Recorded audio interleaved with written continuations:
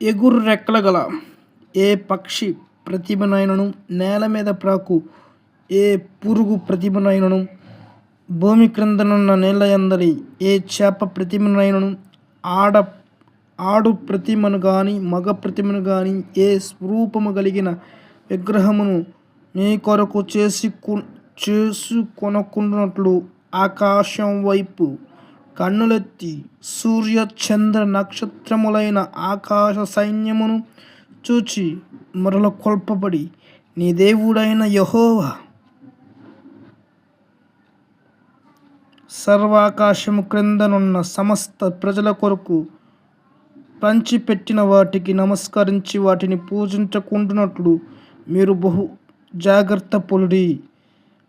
ద్వితీయోపదేశకాండం 4:18-19. లైక్ చేయండి, షేర్ చేయండి, సబ్స్క్రైబ్ చేయండి.